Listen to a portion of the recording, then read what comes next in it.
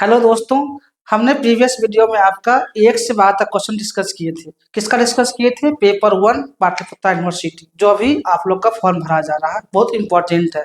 अभी हम आप लोग के बीच क्वेश्चन नंबर 13 से 25 तक के क्वेश्चन का एक-एक का एक्सप्लेनेशन करेंगे, जो आपके लिए एग्जाम के लिए यूजफुल होगा।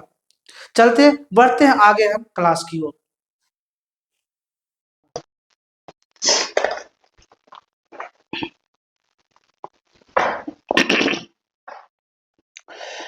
हाँ, तो अब क्वेश्चन हम 13 से डिस्कस करते हैं। पहले 12 तक डिस्कशन हो गया था। 13 का क्वेश्चन है आपका, A B C D and F are 6 members in a family. एक फैमिली में A B C D E and F 6 members है, in which there are 2 married couple. उसमें 2 मैरिड कपल्स हैं। E E a teacher is married to the doctor, who is the mother of C and F. B the lawyer is married to A. A has 1 son and 1 grandson। ये question आपका reasoning का है। Grandson,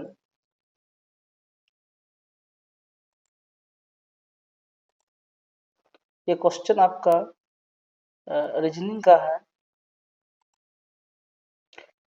Grandson of the 2 married ladies, one is a housewife. There is also 1 student and 1 male engineer in the family. How is A is related to C?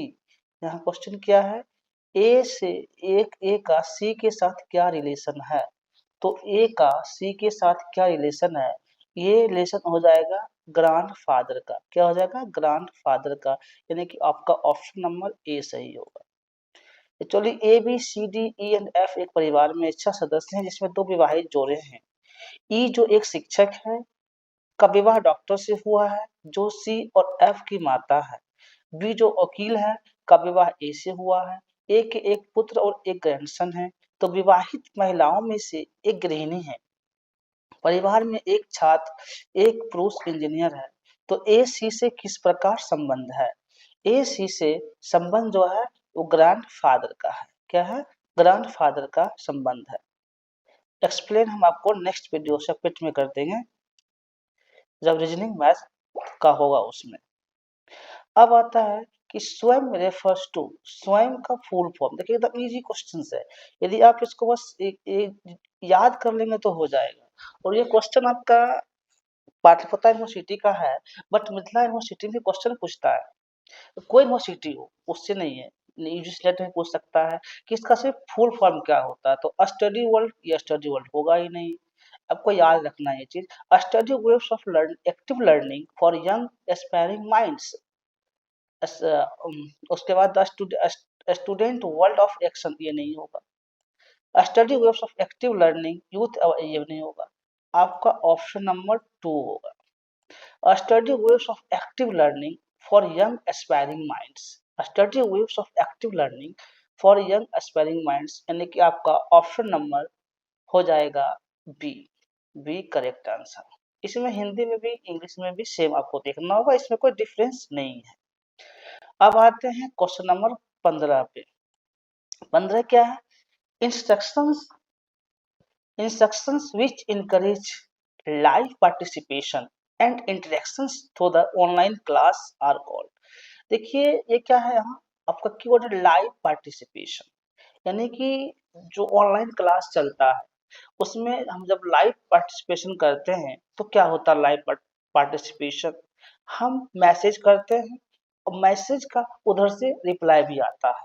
ये होता है आपका synchronous instruction. Synchronous मतलब क्या होता है कि दो तरफ से जिसको हम मैसेज कर रहे हैं वो भी हमको रिप्लाई करता है, यानी कि दो तरफा बात होती है, उसे कहते हैं सिंक्रोनस। ये सिंक्रोनस क्या होता है? One way communication. क्या होता है? वन वे, सिर्फ एक ही तरफ से कम्युनिकेशन होता है, उसे हम एक सिंक्रोनस कहते हैं।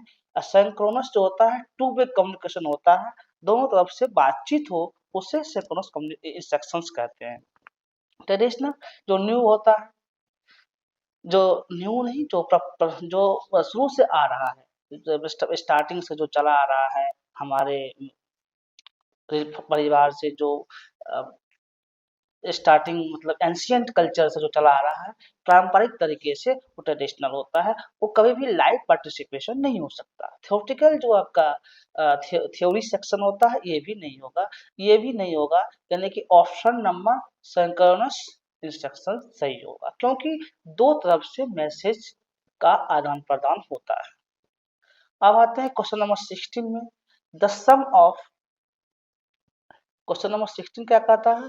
The sum of all given natural numbers between 1 और 81, 1 और 81 के बीच प्राकृतिक संख्याओं का योग कितना होगा? तो इसका आंसर आपका 3280 आएगा। कितना आएगा? 3280 और 3280 आएगा। इसका डिस्कशन हम आपका सेपरेट वीडियो में करेंगे मैथ रीजनिंग के क्लास में, जब लेंगे तब। इसका आपका ऑप्शन नंबर ए होगा 3280। अब आते हैं ये रीजनिंग का क्लास क्वेश्चन है। Choose the missing term. क्या कहा? Question 17, choose the missing term out of the given alternatives. जैसे इसमें एक फॉर्मूला आता है, अब आप कर लेंगे तो इजी हो जाता है। जैसे ई जो टी आता है, ई जे ओ टी वाई, इसका शॉर्टकट इसको जैसे इसको हम डिस्टेंस मान लेते हैं 5, 10, 15, 20, 25, 25। ये एक शॉर्ट ट्रिक होता है जिससे आपको ABCD इजिली याद हो जाता है। इजोटी, इसमें गैप क्या है, डिफरेंस कितना का है? देखिए इसमें जो है आपका 3 का गैप है, -3 -3 -3, ऑलवेज इसमें -3 का गैप है। अगर आप निकालोगे तो -3 का गैप आएगा और निकल जाएगा इजिली, आपका -3 का गैप आएगा। उसके बाद ये आपका आंसर निकल के आएगा HOF। क्या आएगा? HOF आंसर आएगा निकल के, ऑप्शन नंबर ए सही हो जाएगा। एक और मैथ का क्वेश्चन है। Manoj commission is 10% on all sales up to ₹10,000 and 5% on all sales exceeding this. His remits rupees 75,500 to his company after de- deducting his commissions. The total sales will come out to, मतलब कि 10,000 रुपये तक की सभी बिक्रियों पर मनोज का commission 10% है और इससे अधिक की बिक्री पर 5% कमीशन है। वह अपना कमीशन काटने के बाद अपनी कंपनी में 75,500 रुपये जमा करता है, तो कुल बिक्री कितनी हुई? सिंपल है, इसमें आपको पूछ रहा है कि कुल बिक्री कितनी हुई, तो कुल बिक्री इसका निकल कर आएगा आपका, निकालेंगे तो 90,000। कितना आएगा? 90,000 आएगा, यानी कि आपका ऑप्शन नंबर डी सही होगा क्वेश्चन नंबर 18 का। क्या आएगा? डी सही होगा, ऑप्शन नंबर डी सही होगा, इसका निकल के 90,000 आएगा। अब आते हैं क्वेश्चन नंबर 19 में। 19 क्या है?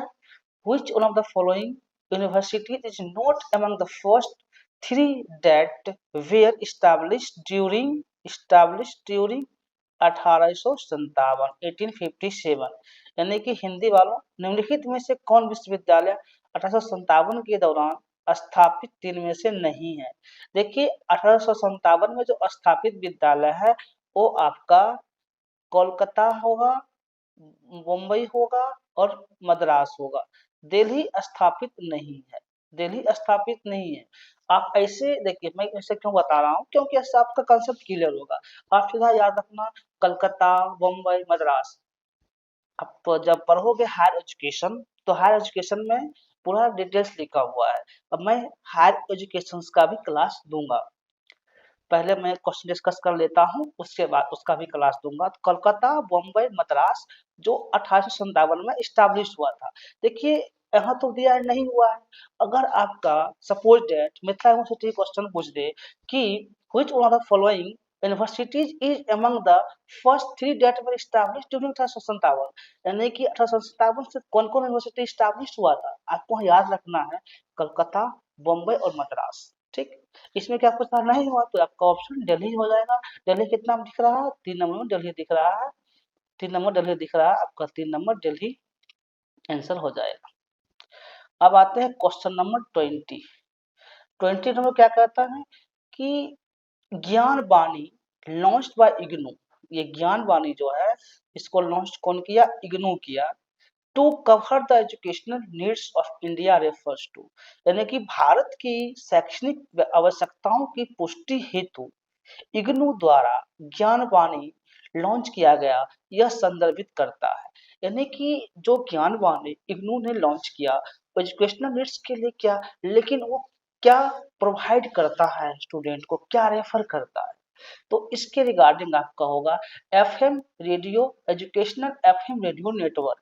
ये आपका क्वेश्चन कम्युनिकेशन से। हाँ, satellite based educational TV channel, satellite पे एजुकेशनल चैनल नहीं है। जो ज्ञानवाणी जो है एफएम रेडियो से लिंकअप रहता है, उस पे आपको एजुकेशनल रिलेटेड क्लास मिलता है। ग्लोबल इनिशिएटिव ये भी नहीं होगा, ग्लोबल तो अलग हो गया भाई, इग्नू से कोई ज्ञानवाणी से रिलेटेड है ही नहीं, मुक्स होगा ही नहीं, तो आपका ऑप्शन 2 हो जाएगा एजुकेशनल एफएम रेडियो नेटवर्क। क्या होगा? एजुकेशनल एफएम रेडियो नेटवर्क के द्वारा ही इग्नू ज्ञानवाणी लॉन्च किया, जिससे कि एजुकेशनल एरिया में, एजुकेशन एरिया में स्टूडेंट को इससे हेल्प मिले। यही संदर्भित करता है आपका एजुकेशनल एफएम रेडियो नेटवर्क, यानी कि ऑप्शन नंबर आपका बी सही हो जाएगा। हिंदी में भी आपका ऑप्शन नंबर बी सही हो जाएगा। अब आते हैं क्वेश्चन नंबर 21।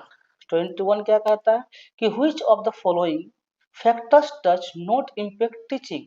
इसमें से बताइए कि कौन सा ऐसा फैक्टर है जो टीचिंग को इम्पैक्ट नहीं करता है, प्रभावित नहीं करता है।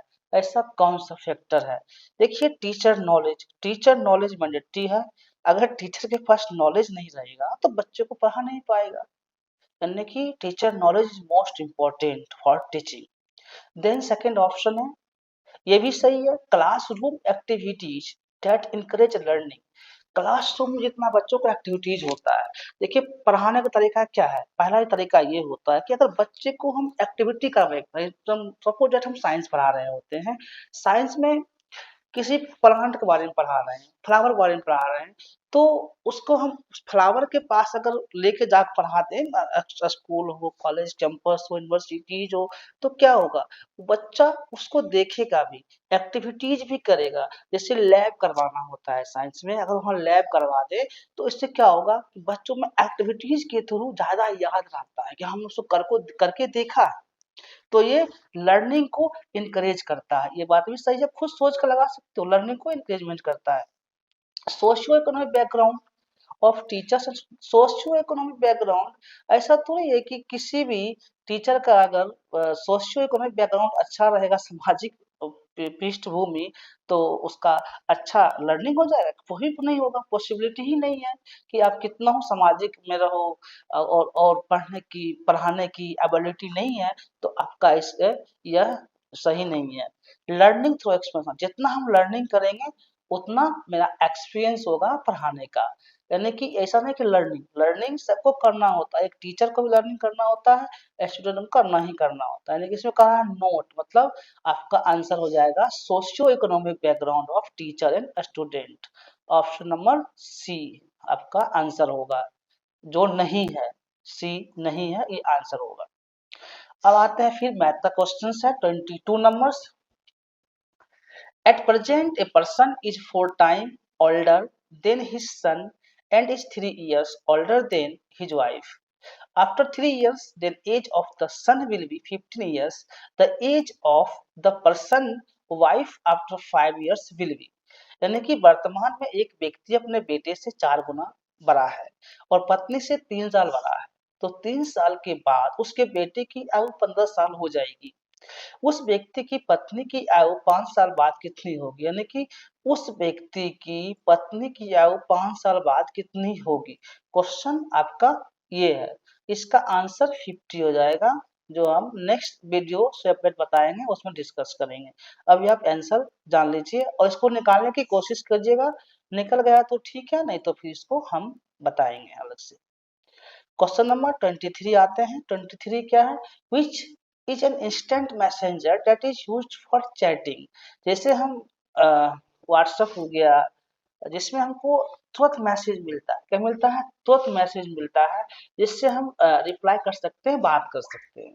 तो आपका ये गूगल टॉक होगा। गूगल टॉक के द्वारा हम इंस्टेंट मैसेजिंग कर सकते हैं। व्हाट्सएप हो गया, अल्टसेविया ये इसके थ्रू नहीं होता है, मैक इसके थ्रू नहीं होता है, माइक्रोसॉफ्ट ऑफिस तो आप जानते हो कि ऑफिस वर्क होता है, ये इसका नहीं होता है। यानी कि आपका गूगल टॉक के थ्रू हम एकदम तुरंत तुरंत मैसेज कर सकते हैं। आपका यही आंसर हो जाएगा। अब आते हैं क्वेश्चन नंबर 24। 24 क्या कहता है? 24 जो कह रहा है आपका the university unit the university grant commissions was established with which of the following aim. देखिए ये क्वेश्चन और कहीं पूछा गया था मिथिला यूनिवर्सिटी में, अगर आप देखोगे तो मिल जाएगा वहां पे। हमको तो पता चल रहा है, बट आप भी देख लेना है वन टाइम। कि कह रहा है कि यूनिवर्सिटी ग्रांट कमीशन का क्या एम है इस्टेब्लिश करने का, ग्रांट कमीशन का। एक्चुअली देखिए promotion of promotion of research and development higher education. UGC का तो ये रूल है ना कि हम रिसर्च को प्रमोट करें, हायर एजुकेशन को बढ़ाएं, ताकि बच्चों में एबिलिटी आ सके पढ़ने की। प्रमोशन ऑफ रिसर्च, रिसर्च को बढ़ाने से क्या होगा कि हमारा देश जैसे अभी इसरो हाल फिलहाल मून पे गया है, तो ये क्या होगा, R&D पे खर्चा हुआ, लेकिन ऐसे भी हमारा देश अभी R&D पे खर्चा कम करता है। तो ये ऑप्शन सही है कि उसको डेवलपमेंट करना यूजीसी का ये एम है, लक्ष्य है। Identifying and sustaining instructions of potential learning. Potential learning हाँ होगा, सही बात है कि हम आइडेंटिफाई करेंगे। और sustaining institutions of potential learning, capacity building of teacher, capacity building of teacher, yes capacity building of teacher होगा। कैपेसिटी बिल्डिंग ऑफ टीचर क्या, टीचर्स को मतलब कि क्षमता निर्माण, उसको कैपेसिटी होना चाहिए कि बच्चे को सही से पढ़ा सके। ये नहीं कि नॉलेज नहीं है और चले गए, तो जो भी बच्चे क्वेश्चन करेंगे अगर उसका भी जवाब सही से नहीं देंगे, तो वो कैपेसिटी उसके उन टीचर के पास वैसा एबिलिटी नहीं होगा, तो फिर क्या होगा, एजुकेशन सिस्टम ही नहीं चल पाएगा। प्रोवाइडिंग और द ऑटोनॉमी नहीं, ऑटोनॉमी मतलब क्या होता है कि खुद से स्वायत्ता काम करके अपने मोनोपोली करना। इसलिए किसी भी इंस्टीट्यूशंस को मोनोपोली करने की नहीं दिया जाता है यूजीसी की तरफ से। यूजीसी अपने गाइडेंस में रखता है कि जो यूजीसी का इंस्ट्रक्शन रहता है उसी के तहत आपका यूनिवर्सिटी है या कॉलेज है, उसके तहत उसके मापदंड के थ्रू ही काम करेगा। यानी कि ज्यादा कुछ ये किया तो वो अपना उसको ब्लैक लिस्ट यूजीसी कर देता है। तो आपका ऑप्शन नंबर डी सही हो जाएगा। 1 2 3 इज राइट ऑप्शन। अब आज के वीडियो का लास्ट क्वेश्चन आपका 25 डिस्कस करते हैं। In the classroom in the classroom the teacher send the message either as words or image, the student are really. जैसे कि क्लासरूम चल रहा है, टीचर अपना मैसेज या वर्ड्स के थ्रू या इमेज के थ्रू स्टूडेंट को देता है। तो स्टूडेंट क्या करेगा भाई, टीचर ने मैसेज दिया तो स्टूडेंट उसे डिकोड करेगा। क्या करेगा, उसको पढ़ेगा, फिर पढ़ करके टीचर को रिप्लाई करेगा। सिंपल फंडा है। यानी कि आपका ऑप्शन डिकोडर्स होगा। इनकोडर्स जो मैसेज भेजता होता है, और एग्रीगेटर्स और प्रोपेगेटर, ये आपका ऑप्शन नहीं होगा ना, आंदोलनकारी और प्रचारक, इसमें क्या मतलब मेरे को, यानी आप ऑप्शन में डिकोडर्स हो जाएगा करेक्ट।